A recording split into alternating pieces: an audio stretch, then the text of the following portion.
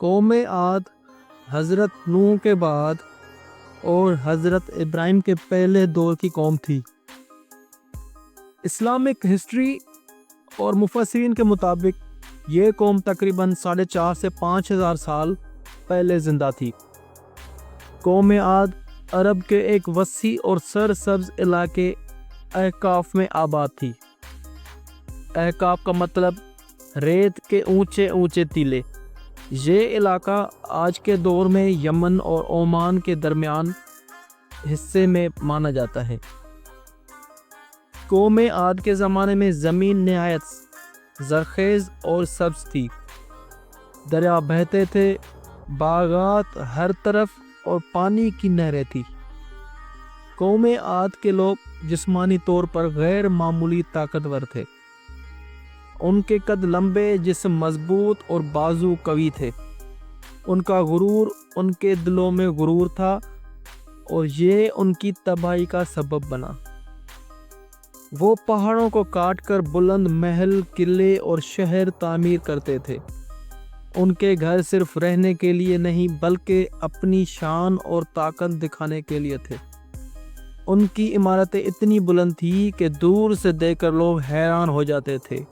قوم عاد کے پاس ہر قسم کی دولت تھی، زرخیز کھیت اور فصلیں، ہرے بھرے باغات، بہتے دریا، جانوروں کے بڑے ریور بھی موجود تھے۔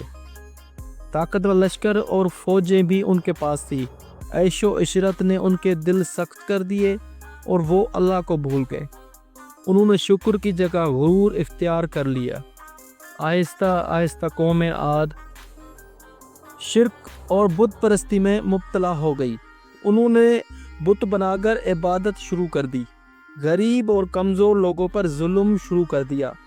اللہ تعالیٰ نے قوم عاد کو ہدایت دینے کے لیے حضرت ہود علیہ السلام کو بھیجا۔ حضرت ہود علیہ السلام بہت سچے اور امانت دار اور نرم مزاج تھے۔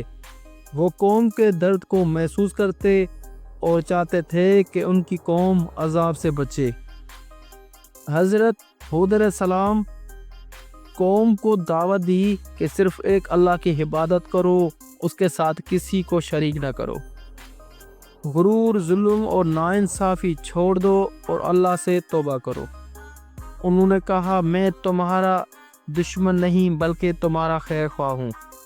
قوم عاد نے حضرت ہود علیہ السلام کو یہ جواب دیا کہ ہم تم جیسے ہی انسان ہیں، ہم تمہاری بات کیوں مانیں؟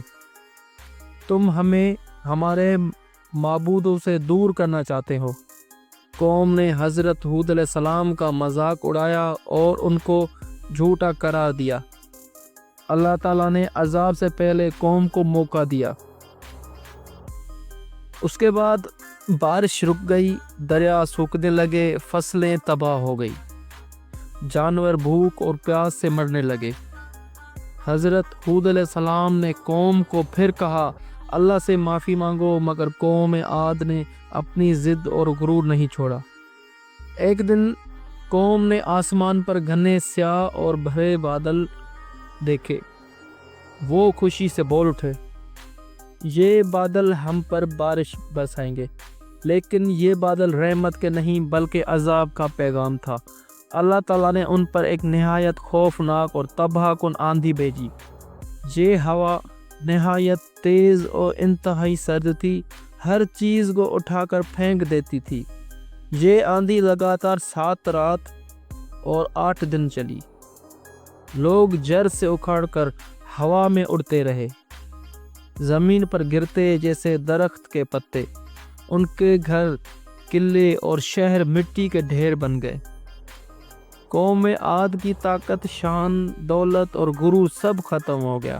صرف حضرت ہود علیہ السلام اور چند مومن لوگ جو اللہ کے حکم سے محفوظ رہے۔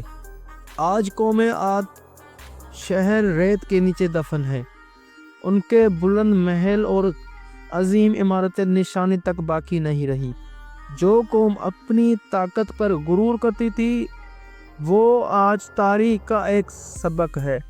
قوم عاد کی کہانی ہمیں سکھاتی ہے کہ طاقت اور دولت ہمیشہ نہیں رہتی۔ غرور انسان کو اللہ سے دور کر دیتا ہے۔ نبی کی نافرمانی تباہی کا سبب بنتی ہے۔ اللہ کی پکڑ بہت سخت ہوتی ہے۔ قوم عاد کی کہانی صرف ایک پرانی داستان نہیں بلکہ ہر دور کے انسان کے لیے زندہ وارننگ ہے۔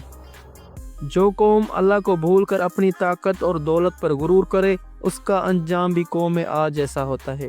انسان کو ہمیشہ اللہ کا شکر ادا کرنا چاہیے اور غرور سے بچنا چاہیے۔ اس طرح کی اسلامک اسٹوری کے لیے اس چینل کو آپ نے لازمی سبسکرائب کرنا ہے اور ساتھ ہی بیل آئیکن کو پریس کرنا ہے۔